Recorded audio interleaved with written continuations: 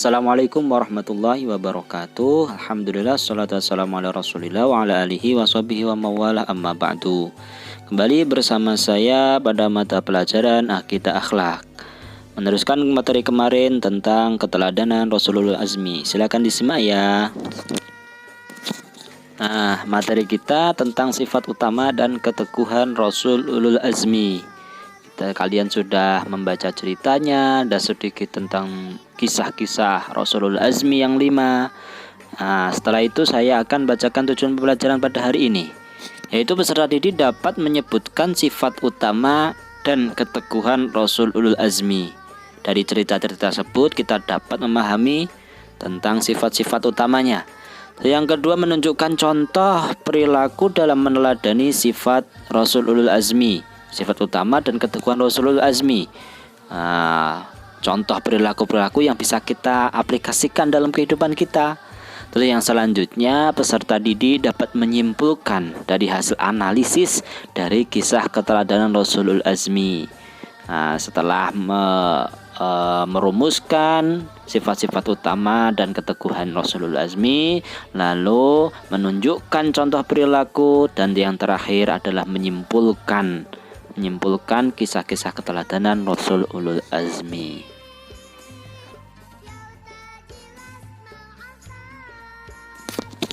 Nah, apa saja sifat-sifat Rasulul Azmi yang dapat kita teladani? Yaitu hikmah keteladanan Rasulul Azmi. Para Rasulul Azmi di samping memiliki kesabaran yang tinggi, senantiasa bermohon kepada Allah agar tidak menurunkan azab kepada kaumnya, dan senantiasa mendoakan agar kiranya Allah Subhanahu wa Ta'ala memberi hidayah dan petunjuk kepada kaumnya. Sifat utama yang dapat kita teladani daripada Rasulul Azmi adalah yang pertama, sifat sabar. Mas ingat Nabi Nuh 800 tahun tuh, hanya 80-an saja yang beriman. Nabi Ibrahim dibakar. Nabi Musa yang harus berdakwah kepada ayah angkatnya sendiri. Lalu Nabi Isa yang akhirnya diangkat oleh Allah, yang sampai sekarang ada yang mengatakan Nabi Isa itu Tuhan. Nabi Muhammad apalagi, kurang sabar apa beliau. Yang kedua, ikhlas. Dan yang ketiga, ikhtiar selalu berusaha untuk dakwah. Yang penting pokoknya intinya dakwah, diterima atau tidak itu urusannya Allah. Dan yang keempat adalah tawakal. Selalu menyerahkan urusannya itu kepada Allah Subhanahu wa Ta'ala. Usaha boleh, tapi harus dibarengin dengan tawakal. Tapi tawakalnya itu ya setelah usaha. Dan yang kelima, teguh pendirian, tidak goyah, tidak gampang dipengaruhi oleh kaumnya. Walaupun banyak kaumnya, keluarganya sendiri yang gak beriman, tapi Rasulul Azmi tetap teguh pendirian, kuat dalam prinsip itu, bahwa mereka yakin yang mereka dakwahkan adalah yang paling benar, yang di mata Allah Subhanahu wa Ta'ala. Jadi mereka sudah yakin, mereka sudah teguh pendirian, dan akhirnya mereka menyerahkan urusannya semuanya kepada Allah Subhanahu wa Ta'ala. Nah, kelima ini yang harus kita aplikasikan pada kehidupan kita sehari-hari.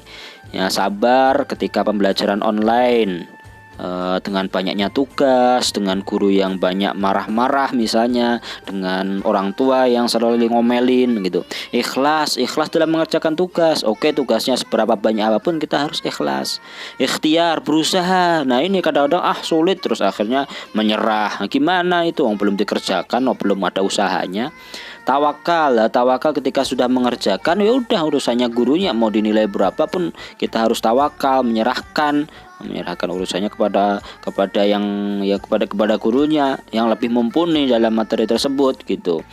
Terus yang kelima, teguh pendirian. Nah, ini tidak tergoda oleh teman-temannya. Misalnya teman-temannya pada ngajak mabar, saya harus ngerjain tugas terlebih dahulu demi membanggakan orang tua, demi membanggakan guru, dan demi diri sendiri. Nah, setelah mempelajari sifat utama keteguhan Rasulul Azmi, sekarang hikmahnya. Hikmah beriman kepada Rasulul Azmi dalam kehidupan kita antara lain sebagai berikut. Yang pertama, bertambah iman kepada Allah Subhanahu wa Ta'ala dengan mengetahui bahwa Rasul itu benar-benar manusia pilihannya, bahwa 5 Rasul Nabi dan Rasul sebagai ulul azmi itu ya memang bagian daripada 25 Rasul yang wajib kita imani.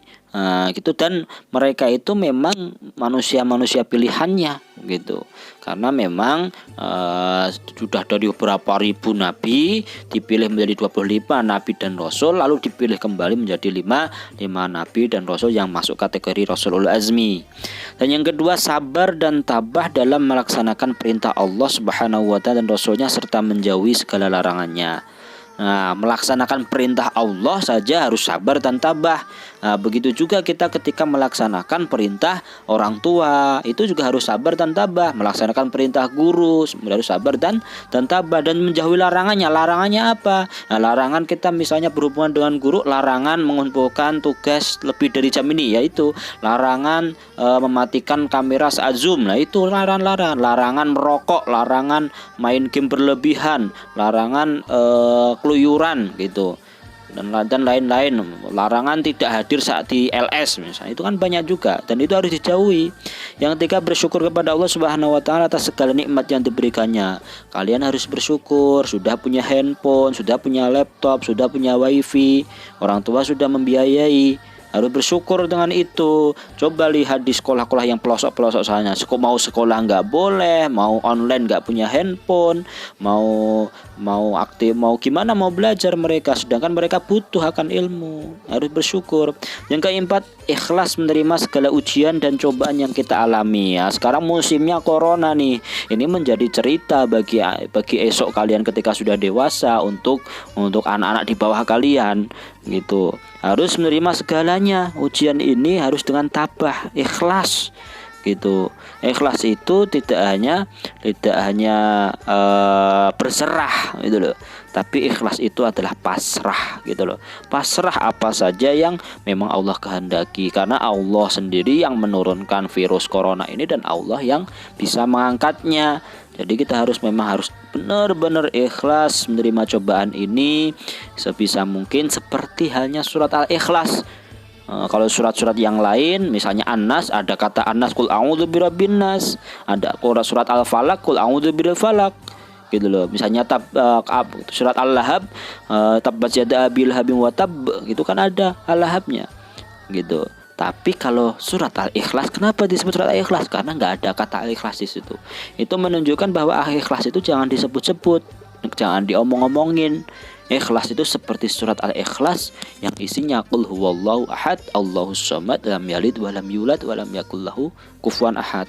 Mengesahkan Allah, udah semuanya karena Allah. Bismillah, Allahumma paksa gitu bahasanya. Kalau Allahumma paksa, ya Allah kuatkan aku, ya Allah mampukan aku, ya Allah ikhlaskan aku.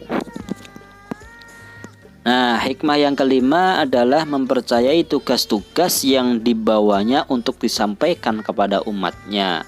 Jadi pasti yang namanya nabi dan rasul itu kan mendapatkan wahyu. Dan kelebihan daripada rasul atas nabi itu kan harus disampaikan kepada umatnya.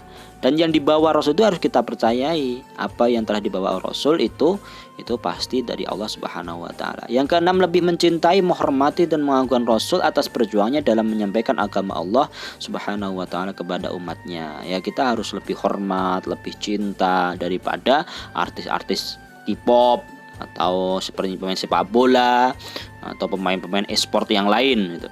Yang ketujuh, memperoleh teladan yang baik untuk menjalani hidup. Nah, kalau bisa teladan kita itu para nabi dan rasul, kita baca ceritanya, lalu kita menambahkan semangat, menambahkan teladan yang lebih banyak dalam kehidupan kita. Yang kelima, akan selamat di dunia dan di akhirat dengan bimbingan yang diberikan rasul gitu loh. Jadi ketika kita sudah memahami kisah keteladanan para nabi dan rasul, terutama Rasulul Azmi itu, kita semoga selalu selamat di dunia maupun ketika di akhirat. Nah, dengan bimbingan para rasul yang sudah terekam dalam kisah perjalanan nabi dan rasul yang masuk kategori Rasul Ulul Azmi. Oke anak-anak, itu saja materi kita hari ini tentang kisah keteladanan Rasulul Azmi.